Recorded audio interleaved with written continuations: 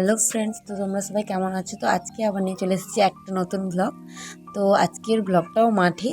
তো আজকেও আমি এসেছি মাঠে। তো চলো কি করতে মাঠে এসেছি তো দেখাই তোমাদের। তো দেখো এখানে এইখানে আলুগুলো খোঁড়া হয়ে গেছে। তো এই মাঠটা ফাঁকা রাখবে না, তাই এখানে আবার নতুন কিছু দেওয়া হয়েছে, চাষ করা হয়েছে। তো এখানে আমি জল দিতে এসেছি। তো দেখো অলমোস্ট জল দেওয়া ডান হয়ে গেছে পুরোটা। আমি পুকুর থেকে জল তুলে মাকে দিয়ে দিয়েছি এবং মা হচ্ছে জল দিয়েছে পুরোটা। তো দেখো তোমরা পুরোটাই জল দেওয়া হয়ে গেছে। তো এখানে তো তোমরা দেখছো। তো চলো দেখাই এখানে কী কী গাছগুলো উঠেছে নতুন। এই দেখো এখানে ছোটো ছোটো 3টা গাছ উঠেছে। এটা হচ্ছে ঢ্যাঁড়স গাছ, তোমরা দেখো।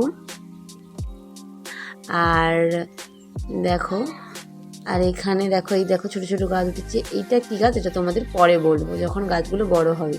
তো দেখো অলমোস্ট আমাদের জল দেওয়া কমপ্লিট হয়ে গেছে। তো এখন আমরা মাঠ থেকে চলে যাব।